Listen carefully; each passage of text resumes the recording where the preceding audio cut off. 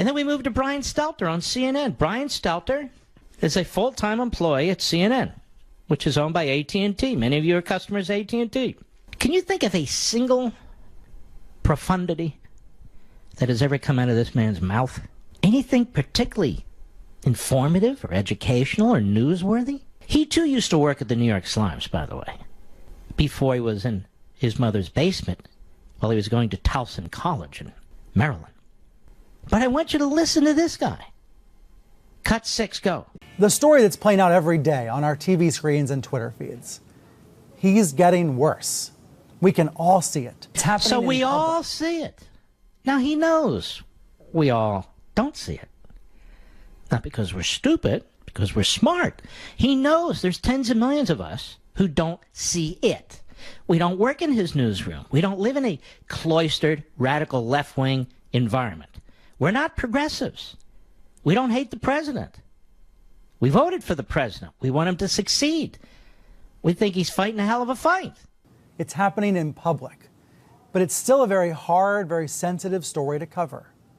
I'm talking, of course, about President Trump, about his behavior, about his instability, the contradictions, the lies, the complete rejection of reality. Really, really. This is why, ladies and gentlemen, the New York Times versus Sullivan rule from the Supreme Court must go. It has to go. It is destroying the media in this country. It is allowing demagogues, political demagogues, who couldn't get elected dog catcher, to weasel into positions in the media, which is largely left-wing and largely controlled by the left. We know that from studies and surveys and polls. To drag our country down. This has no relationship to journalism whatsoever. We're being preached to by the most radical elements in our culture. We're being denounced. We're being smeared. The president is being burdened and undermined every step of the way. As I said, this is an unfree press. This is a propaganda machine. That's what it is. A one-way propaganda machine. Go ahead. Some prominent figures, including the husband of Trump aide Kellyanne Conway, are pleading with the press. Cares about the husband of Kellyanne Conway. What does that have to do with anything? That's like the wife of Attorney General Mitchell. Remember her during the New York Times period? The media loved to go to her. Loved to go to her. She was, I think, bipolar or something like that. And they would get quotes from her to embarrass her husband, the Attorney General, to embarrass the Nixon administration. That's why they go to George Conway. They don't go to George Conway because he's smart. They certainly don't go to him because he's charismatic. He's a big, fat, stupid slob. And they go to this guy, whatever he tweets out, they grab. It's like this guy, Scaramucci. I never had him on the show. He was always a sleazeball. He's a weird dude. All 4 feet 2 inches of the guy. Look how quickly he turned on the president.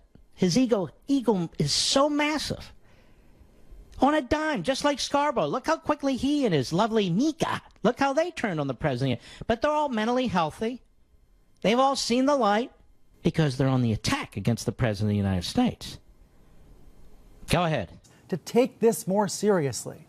On Friday, George Conway said Trump is decomposing before our eyes. Now you say, why quote George Conway? Nobody cares about George Conway. You don't know anything about George Conway. For all I know, he's a mental case. What kind of guy trashes his wife's boss while she's a senior counsel to the boss? What kind of a guy puts his wife in that kind of position? Notice Helter Stelter has no interest in asking that question. How bizarre this man is, this George Conway.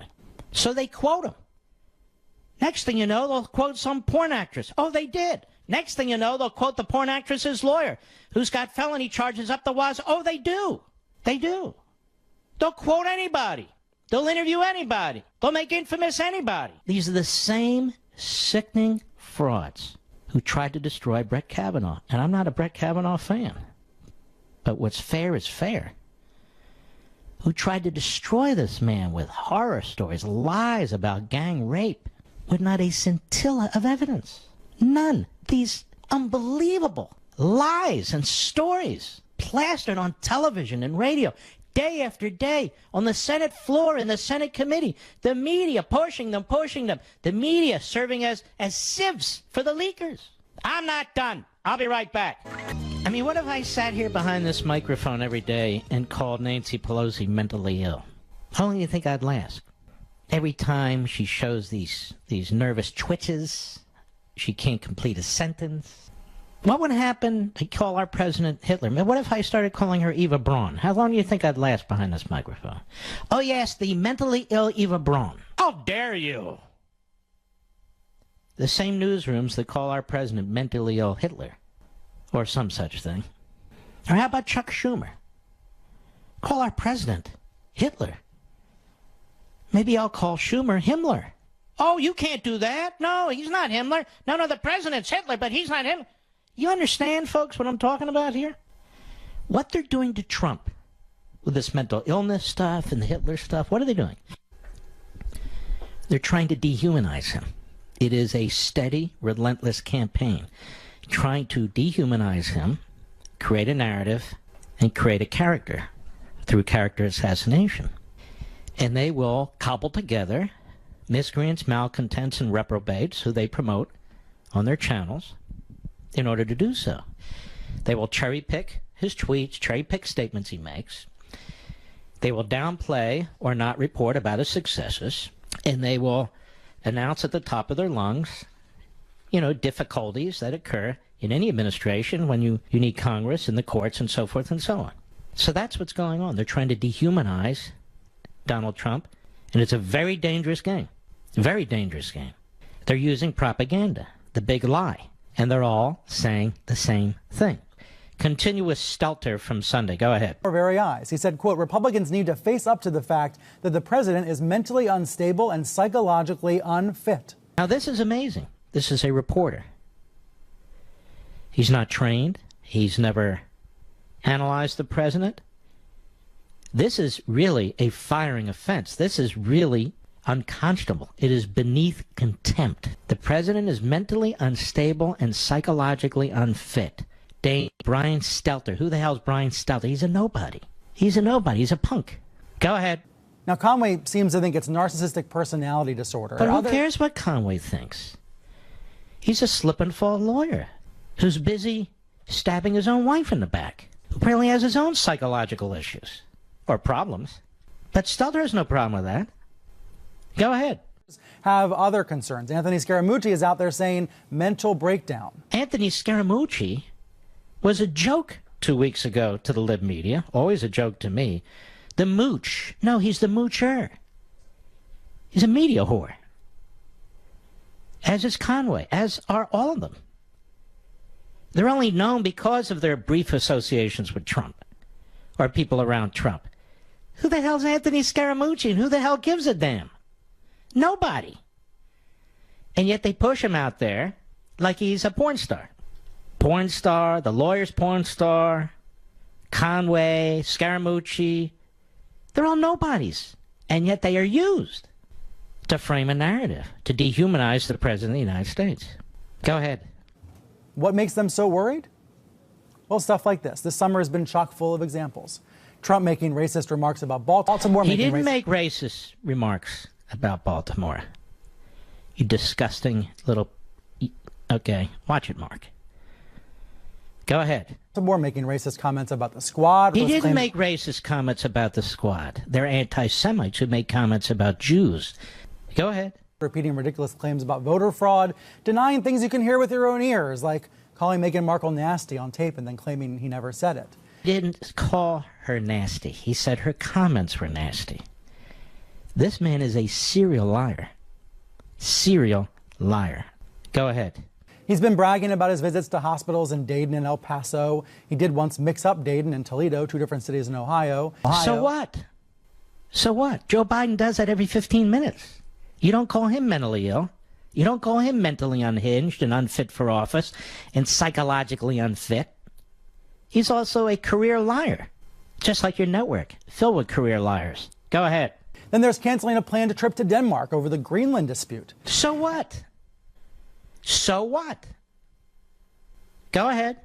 And you remember back in June, he attacked Nancy Pelosi and Robert Mueller while at a World War II cemetery. He's been retweeting. He didn't attack them at a World War II cemetery. He was asked about them. But you attacked him while he was at a World War II ceremony. And you attacked him while he was at the G7. But that doesn't show anybody has a mental issue of any kind.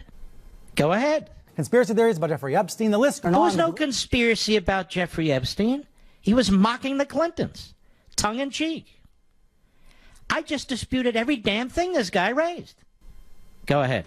Goes on, but the list is necessary in order to cover the big picture of what's going on. Yes, thanks, Brian. I have my own swords crossed with this guy. He's a liar. He's as dishonest as they get. As dishonest as they get. It was about the story I broke, which started the entire domino of events related to espionage against the Trump campaign, if you'll recall. And they tried to kill that story right at birth when I was breaking it by simply adding together the puzzle pieces that were in the public square. And this guy was among the most aggressive attack dogs. Even to this day, he lies about what took place. Let's go to cut 7. Go. Why does he make it all about himself, even after, for example, visiting a hospital after a massacre? Why does he lie so often? Is there a method to the madness, or is something wrong? See, listen to this. How, again, I'm old enough to remember that there is no way a guy like this would be on television. There's no way any newsroom, at its own survival and self-respect, and respect for them, which was sort of a quasi-profession. Of course, now it's not a profession at all. That they would never, ever allow a clown like this to perform on their news platform. There's no way. And yet he's one of several. Go ahead. Is he suffering from some sort of illness? It's questions, and then just more questions. Satisfying. Mr. Producer, will you invite Brian Stelter on this program? Tell him I want to debate this with him on this program. And tell him Mark said, like a man, come on the program. No, Mark should come on my TV show. I said, come on this program. It's a long format program. And let's go nose to nose. Let's do it. He won't do it. I hope he does. But he won't. Then they bring in this Dr. Bandy Lee. They bring her back from Yale. She wrote a book with a bunch of other kooks, accusing the president of all kinds of horrific things. The man had just gotten elected. They obviously are leftists. And in my view, she should be removed from her profession. These professions are destroying themselves. But Brian Stelter brings her on because he wants to resuscitate this issue in violation of the Goldwater rule. And the media should be ashamed of itself, but it's never going to be, because the media has no intention of being held to any standards. It's pushing its agenda. Go ahead. So, Dr. Lee, first to you. You have been trying to sound an alarm for the past 2 years about the president's fitness. Has the press been listening to what you and your colleagues have been saying? Now, listen, is that a question? Is that the most idiotic presentation you ever heard? Ever heard? You know, Brian Stelter, I'll say he's the Walter Duranty of our day. Now, there's many of them. They all ought to get the Walter Duranty Award, but he's a Walter Duranty.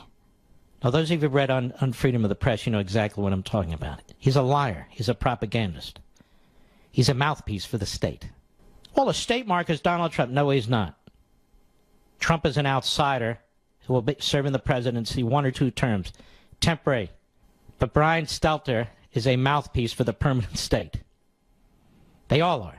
That's their friends, that's their buddies, that's their agenda, that's their principles.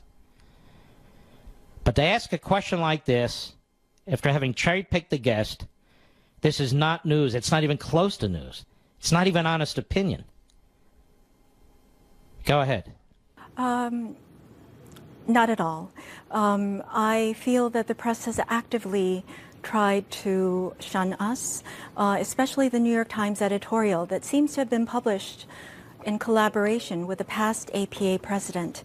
And I've been very concerned about the fact that the American Psychiatric Association has been working as pretty much as an agent of the state. No. The APA has had a rule in place for over half a century, admonishing kooks like this that you're not to politicize the issue of psychiatry, and you're not to allow yourself to be politicized. But look who's politicizing. It's Stelter in the media. Go ahead. To modify... To stop people from talking about this issue? Yes, I'm speaking of the new, what many of us have started to call a gag rule. Yes, it's a gag rule, you see. No, it's called professional ethics. No. It's a gag rule. I sit up here at Yale. I'm passing judgment on the mental health of the President of the United States. As a matter of fact, we had a seminar on this around 2 years ago. I called in some of the finest, most brilliant psychiatrists and psychologists who agree 100% with me. And we wrote a book. You must remember, Helter Stelter, you had me on your program repeatedly, as did others. And I said then, the President of the United States is mentally unfit. He's unhinged. Now, they attack Alex Jones, right? For pushing conspiracy theories. He's not the only one they push, they attack. Well, what's this? What is this? This is disgusting. Absolutely disgusting. Now, let's try again. Mr. Producer, let's see if we can't get Dr. Bandy Lee on the program. See if we can get her on the program. Now, what other regimes in and out of government used psychiatry and psychology, mental illness, as a way to round up their dissidents and their minorities? Well, Hitler, Stalin, Mao. You see, Helter Stelter has more in common with those people than he realizes. And so do the rest of the media. They're using the tactics of Hitler, Stalin, and Mao against the President of the United States. Must be something psychologically, must be unbalanced, must be unfit. So they're using the tactics of the fascists and the communists, the genocidal nuts,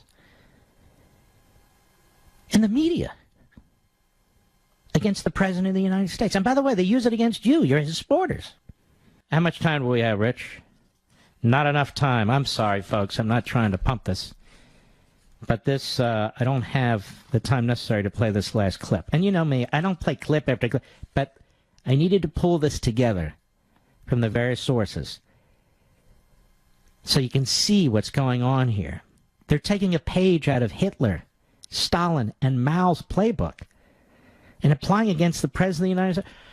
You know, he's psychologically, he's narcissistic. I think he's unbalanced. He's unhinged. Mentally, he's not well. Where are the Republicans? He must be removed. Must be put in a padded room. We must take him off the face of the earth, move him out of the body politic. He's undermining our greatness. He's undermining the unity of the nation, Trump is the reason. And he lies and he fibs and his tweets. It's just evidence. It's illustrative of the typical syndrome that we use when we try to destroy another human being's character. And Brian Stelter is a mouthpiece for these character assassins. More when I return.